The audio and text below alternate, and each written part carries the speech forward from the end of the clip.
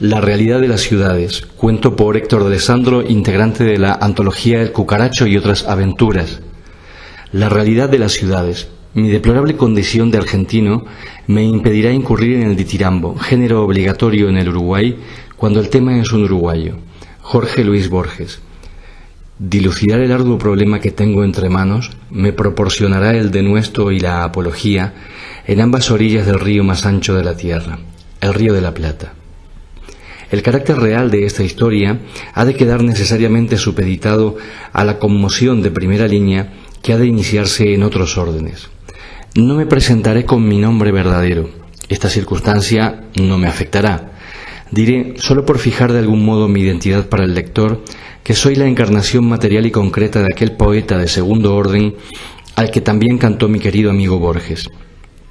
En mi persona real se inspiró para aquellas escrituras. Me exornan, asimismo, otras cualidades de las que aquí doy cuenta. He estado a lo largo de mi ya extensa vida compartiendo cátedras de importancia. Llegué a mi cumbre en un verano asaz luminoso de California del año 1976 o 1977. En aquella aula me flanqueaban a la izquierda Jorge Luis y a derecha Rodríguez Monegal. No diré más. No deseo revelar mi personalidad concreta y cuido cada término y cada dato con la finalidad de impedir el montaje del rompecabezas.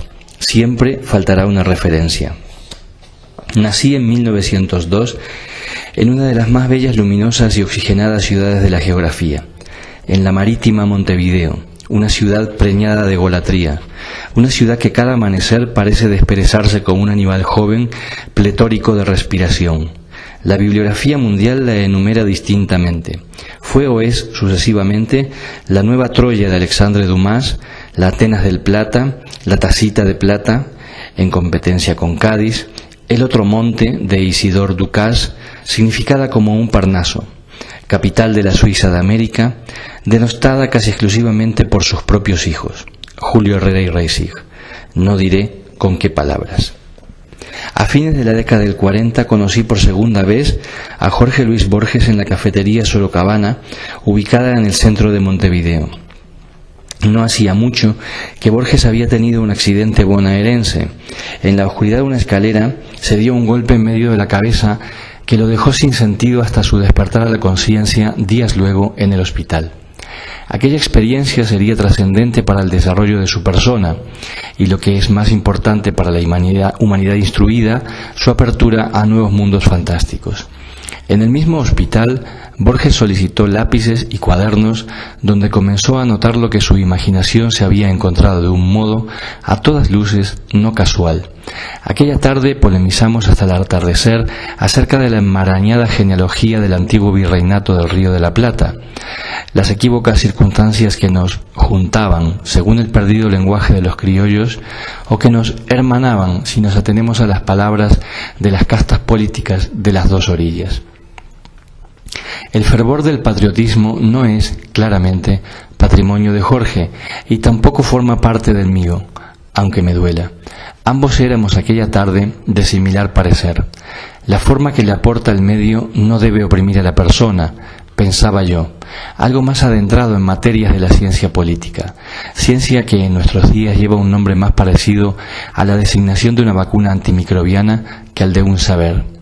Jorge, más pobre, menos leído, simplemente modesto, quizás irreal, distanciado u orientalizante, consideraba estas circunstancias como irreales, y el ego como una vicisitud cimentada por el vacío. Todo aquello que nos rodeaba podía ser distinto. La ciudad se cambiaría por otra y las relaciones entre colectivos humanos radicalmente otras. Solo permanecerían dos egos que hablan sobre el destino y las características de sus pueblos. El halo de la gloria ya acompañaba a mi tranquilo amigo. Yo lo podía ver y aquello me modificaba. En aquella época leía mucha historia de las diversas patrias. Combinaba aquello con la inquietante consulta a la Blavatsky y al supernumerario Leadbeater. En todo caso, podía ver el diseño oculto de un significado. Este estado solo había sido cantado por Paul Claudel, aunque hay sobrados motivos y referencias acumuladas para hacerlo obvio. Las circunstancias todas del accidente referido por Borges componían una cosmología particular plena de sentido y profundidad. Él ya no era el que había sido, pero de un modo radical. Aquel accidente que puede ser pequeño o una nimiedad a los ojos de los profanos tiene un hondo significado. Reconstruido como un acto de dramaturgia paso a paso, compone en todos sus detalles una maravillosa metáfora casi esotérica del inicio, umbral o entrada en el camino que nos conduce al centro de nuestro ser y de nuestra vida. Los caminos son circunstanciales, todos llevan al mismo lugar. Jorge había ido a visitar a una mujer amada, se comunica con ella a través del interfono, ella abre las puertas, él atraviesa el umbral. Cuando se dirige al ascensor, un repentino y a mi parecer nada casual corte de luz le deja sin medios mecánicos, tecnológicos, normales y fáciles de ascenso. En la oscuridad busca a tientas, sin luz, guiado por la memoria y la intuición, una ruta de ascenso, una escalera. La subida es prolongada y dificultosa y en círculos. En uno de los pisos, con la seguridad que le han dado ya varios minutos de ascenso, se despreocupa. Se olvida de sí, con la plena soberanía sobre sus sentidos más mecánicos, con fuerza y entusiasmo, se ciega más aún a cualquier eventual dificultad. Entonces, de pronto, tropieza. Se golpea la cabeza con el marco de hierro de una enorme ventana abierta a la noche en medio de aquel ascenso circular y homogéneo. No es una casualidad que fuera justamente una ventana, con el enorme contenido simbólico y arquetipo de que este inocuo elemento de la cultura humana está cargado. Tras aquel imprevisto golpe, la oscuridad total y la inconsciencia. Caía la tarde en Montevideo y la atmósfera se tornaba irreal. Jorge y yo sentados en aquellas añejas sillas del Café Sorocabana. Él bebía una grapa con miel, yo degustaba un café, la última exquisita mezcla traída del Brasil. Inevitablemente debimos hablar de tango. Una vez más se debatió en nuestra austera y marmórea mesa la pintoresca versificación de Santos Discépolo. Una vez más juntamos en espíritu a Razzano y a Homero. Inevitablemente nos divertimos, entre elegantes y cáusticos, fingiendo polemizar acerca de la filiación de Carlos Gardel. Aún estaba escondido en el tiempo la tesis de Sebrelli que confirmaba el nacimiento de Gardel en el Uruguay y las abstrusas y sórdidas razones de su nacionalización como argentino. Borges reía en aquel atardecer, entrecerraba sus ojos con sorna. Nunca hubo en él una ironía bien definida, apenas una dulce insinuación más similar a la compasión que otra cosa. Como dice nuestra gente, una palabra trajo a la otra, y terminamos hablando de nuestro propio parentesco. Pertenezco a una estirpe de españoles y portugueses que dio, entre otros, al primer aviador del Uruguay, don Larre Borges. Este es justamente el momento que vincula nuestra sangre. No diré más. En muchas ocasiones, a lo largo de la vida, el significado profundo de una conversación no se hace claro hasta mucho tiempo después. Ninguna conversación es inocente. Todas están permanentemente deslizándose al borde de una verdad o una realidad con la que tiene una secreta conexión. Aquella tarde hablamos de la escondida filiación de Gardel. En realidad hablábamos de otras cosas con las cuales aquella antigua polémica tenía una relación de espejo vagamente deformante.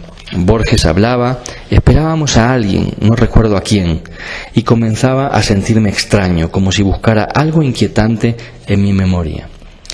Todo atardecer es raro y en Montevideo esta peculiaridad parece acentuarse. Con los muchos años y el trabajo del olvido y la memoria, aquella tarde se modificó de modo sustantivo. Llegué a pensar, ¿hablé con Borges alguna vez, sentados a una mesa de mármol en elegantes sillas de madera muy antigua?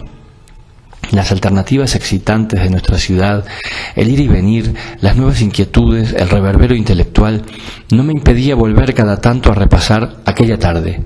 Hasta que un día, en casa de Aedo, me di cuenta y casi me sobrecogí. Una foto muy antigua, hecha en el departamento de Soriano, me mostraba a mí, a mi madre y a otro niño. Interrogado mi tío Alberto, casi centenario, me lo confirmó. Ese hijo es Borges cuando todavía era uruguayo. Oriental, como le gusta decir a él. Borges, exornado de su halo de fama que ya apuntaba al futuro, sus recurrentes temas de conversación, la dignidad de su persona actual, me ocultaba un hecho antiguo. En la finca de campo de Soriano, cerca de las misiones jesuíticas, acariciado por el aire eterno de los pinos y las acacias, vivía, a comienzos de siglo, un niño que era mi amiguito y que se llamaba Jorge Luis. Huelga pronunciar su apellido. No lo había soñado, había allí una foto. Aquel niño del campo hablaba inglés, francés y se defendía muy bien en portugués. Nada más llegar a Montevideo le escribía a Borges, le narraba la inmensa alegría de saber que mi sensación de déjà vu tenía un sustento material en el pasado. Contestó 4 líneas agradeciendo mi epístola, pero no mencionó en ningún pasaje el hecho de que en el pasado nos hubiésemos conocido en tales circunstancias. Pensé un poco audazmente, no desea dejar rastros de su pasado uruguayo. Pensé incluso que quizás el pasaje en que se me lo mencionaba no estaba suficientemente claro. Llegué a creer que aquel pasaje mágicamente se había borrado. Pensé, ser Borges y además ser uruguayo es casi un pleonasmo. Y guardé el secreto. Lo guardé hasta que casi 30 años luego volvimos a encontrarnos y le vi hacer algo similar a la magia ante un público anglosajón. Nuestra patria estaba sometida por el terror de una feroz dictadura y los emigrados y exiliados éramos miles. De entre el público salió una señora de aspecto inocuo que no hizo ninguna pregunta de alto contenido intelectual. Simplemente le dijo, casi gritando desde la platea, «Borges, soy yo, soy Olga, la hermana de Panchito. ¿Se acuerda? Del Uruguay». Y él, entre la sorpresa, el agrado y algo similar a una equívoca confusión, respondía como un medium. «Sí, Panchito, caramba, claro que me acuerdo, en el Uruguay». Y así divagaba, creando una atmósfera de reconocimiento, pero sin llegar a decir nada concreto, moviéndose en el recuerdo de la realidad como si recordara imágenes literarias. Entonces no me aguanté más. En medio de aquella conferencia llena de público admirador, apoyé mi mano en la suya y acercándome al ciego poeta le susurré al oído. «Borges, a mí no me engaña. Usted nació y se crió en el Uruguay. Nosotros de pequeños en verano éramos compañeros de juego. No lo declara por modestia, ¿verdad?» Él rió y me susurró al oído. «Esos son detalles, circunstancias. No es la primera vez que me lo dicen. Los mitos son más fuertes que la realidad». ¿Qué quería decir? ¿Que se sentía en lo hondo de su corazón tan uruguayo como argentino? ¿Que el mito de su origen argentino era más fuerte que la realidad de su nacimiento? ¿Que el mito uruguayo de considerar propio todo lo más granado y excelso era más fuerte que su posible origen argentino? Lamentablemente habían pasado más de 70 años. Aún así, con pocas esperanzas, viajé a Soriano en busca de pruebas, de documentos. De algún modo me comporté según prescribe el mito del escritor de segundo orden que alimentó Borges en su poema inspirado en mi persona. Invencible al fracaso ante la realidad, incapaz de demostrar la majestad de su genio, se inclina por la obra meticulosa, trabajada, documental, probatoria de algo. Fui en busca de una partida de nacimiento, y la encontré.